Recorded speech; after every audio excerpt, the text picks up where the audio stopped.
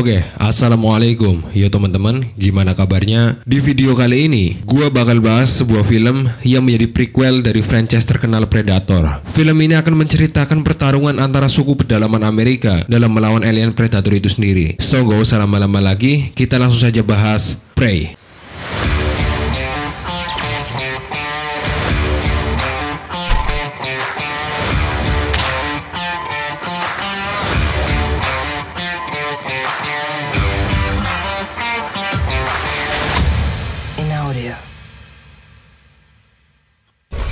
Cerita ini berlatar di tahun 1719. Saat itu seorang gadis dari suku Comanche bernama Naru terlihat sedang berlatih dengan kapak pemberian mendiang ayahnya. Di saat yang sama, Naru dan anjingnya yang dia beri nama Sari melihat seekor rusa yang tentu tanpa pikir panjang mereka pun langsung mengejarnya. Saat sedang berburu itulah, dia dikejutkan dengan suara yang cukup keras yang berasal dari arah langit yang dibarengi dengan munculnya gumpalan awan dan juga kilatan cahaya. Naru pun menganggap hal itu adalah Thunderbird, pertanda dia sudah siap menjadi seorang pemburu. Padahal benda bersinar itu adalah sebuah pesawat luar angkasa yang baru saja menurunkan sesosok alien Predator.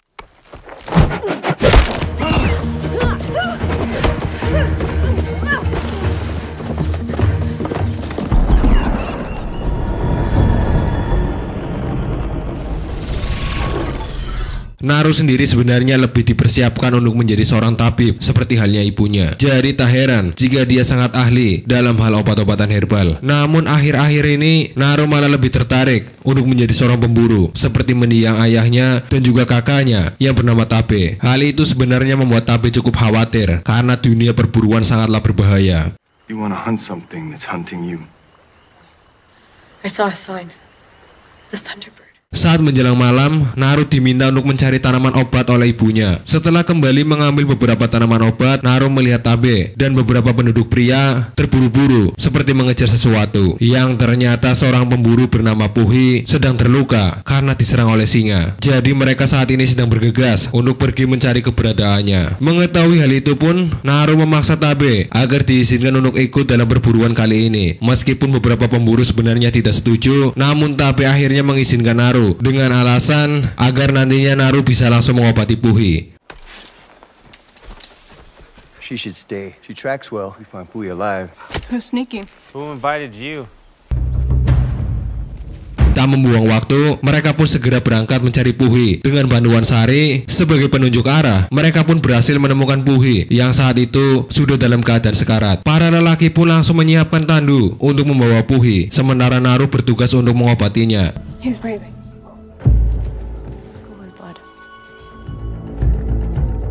Saat dalam perjalanan pulang, Tabe memutuskan untuk berpisah dari rombongan karena dia harus mencari singa yang sudah menyerang Puhi. Sepanjang perjalanan, Naru terus memikirkan keselamatan Tabe karena dia percaya kalau bukan singa yang menyerang Puhi, melainkan sesuatu yang jauh lebih berbahaya dan jauh lebih buas. Hal itu pun diperkuat dengan ditemukannya seekor ular yang sudah dikuliti di dekat lokasi tersebut, di mana hal seperti itu tentu saja tidak mungkin dilakukan oleh seekor singa. Why was it on its hind legs and what skins a snake like that?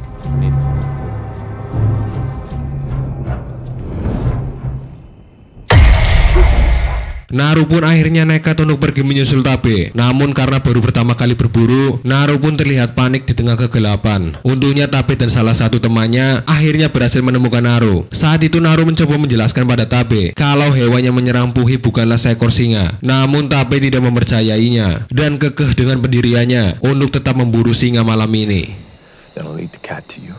Naru dan teman Tabe pun kemudian bersiap di atas pohon, sementara Tabe akan menyiapkan sesuatu untuk memancing kedatangan singa. Saat sedang menunggu itulah, seekor singa tiba-tiba datang dan langsung menyerang teman Tabe. Dengan mulut penuh darah, singa itu pun mulai berjalan mendekati Naru. Ia membuatnya sangat ketakutan hingga akhirnya dia terjatuh dari pohon dan tak sadarkan diri.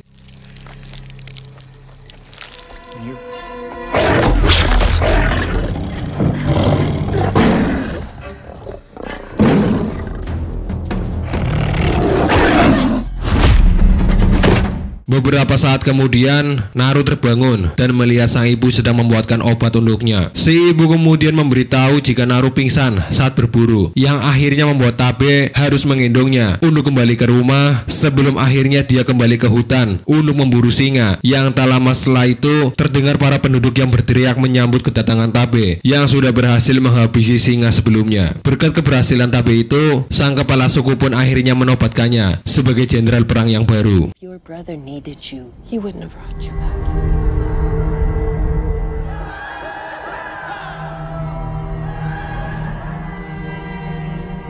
Naru. There's something else out there. And if there is, I'll get it. Di sisi lain, Naru yang masih merasakan kejanggalan pun memutuskan untuk pergi berburu dan mencari predator yang sesungguhnya. Dengan ditemani Sari, Naru pun menelusuri hutan sambil menyelidiki beberapa bukti yang mengarah pada si predator. Mulai dari jejak kaki dengan bentuk dan ukuran yang sangat asing sampai beberapa bekas cakaran yang terdapat pada beberapa pohon.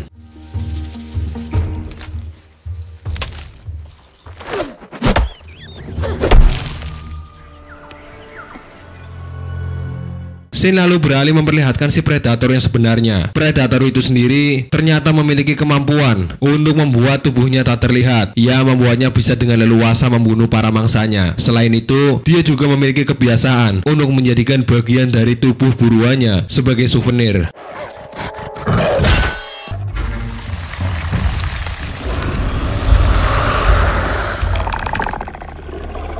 Kembali lagi pada Naru, di tengah perjalanannya, ia pun menemukan sekumpulan mayat bison yang sudah mati dan dikuliti. Hal itu pun membuat Naru semakin yakin jika ada makhluk buas yang sudah melakukan semua ini. Tak berselang lama, si predator yang menemukan jejak Naru di dekat mayat bison pun mulai penasaran dan mulai mengikuti kemana arah perginya. Sementara itu, saat melanjutkan perjalanan, Naru tiba-tiba terjatuh ke dalam lumpur hisap. Dan meski terlihat cukup kesusahan, Naru akhirnya bisa keluar dari lumpur dengan cara mengaitkan kapak pada ranting pohon.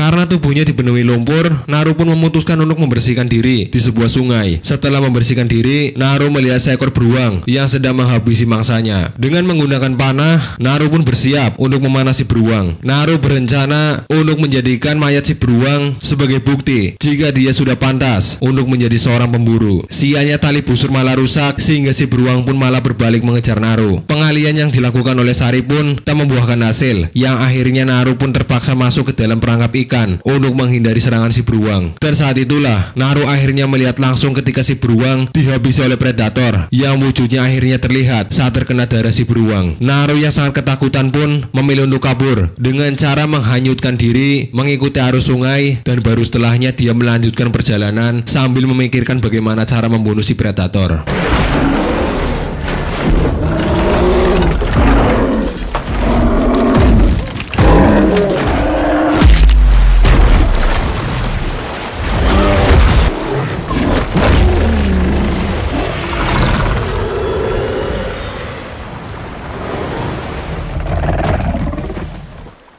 Di tengah perjalanan, Naru bertemu dengan beberapa pria dari suku Komansi yang dikirim untuk mencarinya. Naru kemudian mencoba menjelaskan kepada mereka tentang si predator. Namun para pria itu lagi-lagi tak mempercayainya, dan mereka bahkan menggunakan kekerasan untuk bisa membawa Naru pulang. Karena Naru yang terus memaksa untuk pergi, yang mana semua itu ternyata dilihat oleh si predator. I saw what left those tracks. There was a bear, but there was something else.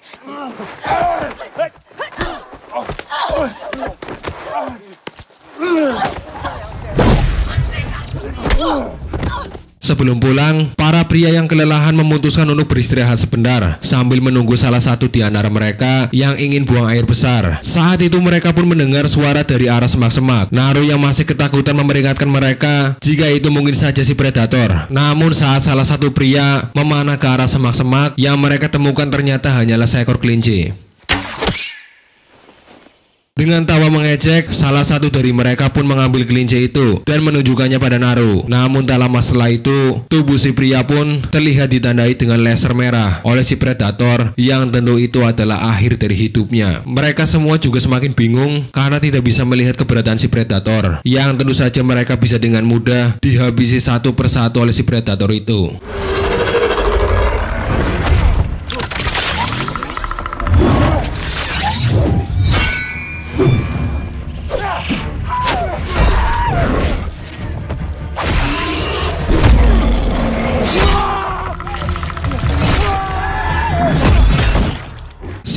pria sedang bertarung melawan predator, Naru pun memutuskan untuk melarikan diri sampai melewati perbatasan wilayah suku Comanche, yang akhirnya dia malah terkena jebakan yang dipasang oleh para pemburu yang diketahui berasal dari Eropa.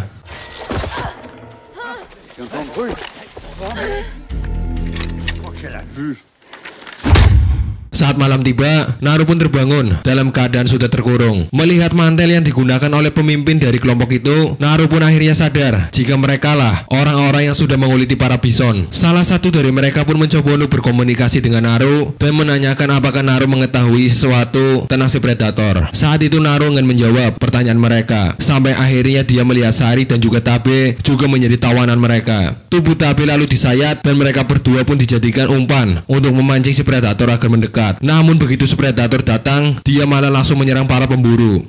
I didn't kill everyone. You should be helping us. The thing the white men are trying to catch.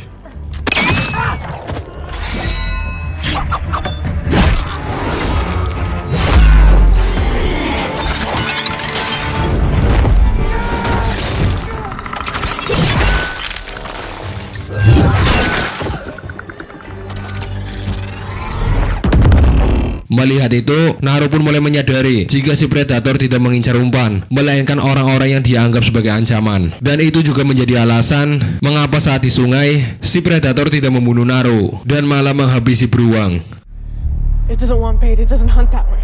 Selagi para pemburu dan predator saling bertarung, Naru dan Tabe akhirnya berhasil bebas dari ikatan. Tabe pun bergegas mengambil kuda, sementara Naru bergegas kembali ke camp para pemburu untuk bisa menyelamatkan Sari. Saat itu terlihat Naru yang sekarang jauh lebih tangkas berkat latihan yang dia lakukan selama ini, di mana dia bisa dengan mudah mengalahkan beberapa pemburu yang sudah menangkap Sari.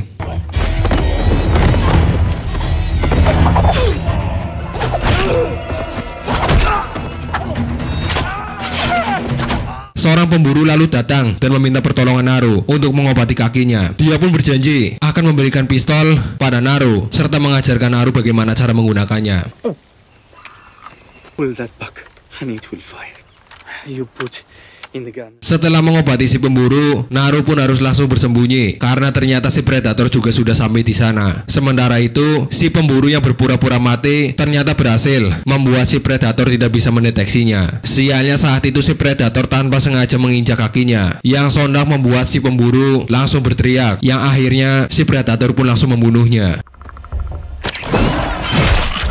Tak lama setelah itu Sari datang sambil menggonggong, sehingga si predator pun langsung menargetkannya. Beruntung Tabe tiba di saat yang tepat dan berhasil menggagalkan serangan dari si predator, yang akhirnya pertarungan antara Tabe melawan si predator pun tak bisa terelakkan. Saat itu Tabe berhasil melukai si predator berkali-kali. Sialnya si predator tiba-tiba menghilang, yang tentu membuat Tabe dan juga Naru merasa kebingungan. Karena sudah tak bisa melarikan diri, Tabe pun meminta Naru untuk segera pergi meninggalkannya. Dan benar saja, cakar si predator tiba-tiba menikam tubuh Tabe, di mana dalam sekaratnya Tabe pun sebisa mungkin menahan si predator agar Naru bisa menyelamatkan diri.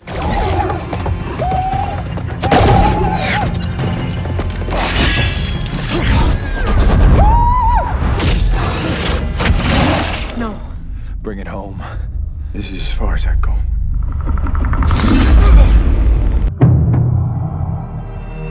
Kematian Tabe tentu saja membuat Naru sangat bersedih dan juga terpukul. Terlebih lagi, semua ini terjadi karena egonya yang sangat ingin menjadi seorang pemburu. Namun semua perjuangan Tabe tidak akan dia sia-siakan. Pada malam harinya, Naru sengaja memancing kedatangan predator untuk kemudian dia bisa mengambil bagian tubuh dari si predator yang cukup mirip dengan topeng.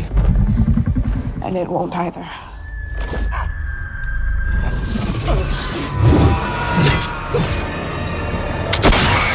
Topeng itu kemudian Naru gunakan untuk memancing si predator mendekati lumpur penghisap agar nantinya dia bisa menjebaknya di sana. Dan dengan bantuan Sari, mereka pun berhasil menenggelamkan si predator serta membunuhnya dengan pantulan senjatanya sendiri.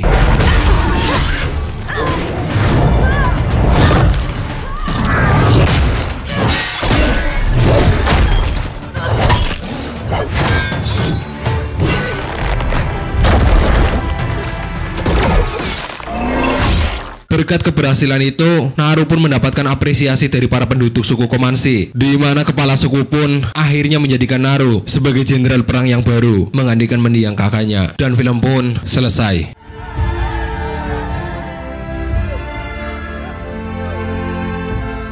Tetaplah mencoba meski terus diremehkan, karena lebih baik dipandang gagal daripada menjadi pecundang yang tak mau mencoba tantangan. So, sekian dari gua. Jangan lupa untuk like, komen, dan subscribe serta share video ini sebanyak mungkin. Gua undur diri, see you next video, and wassalam.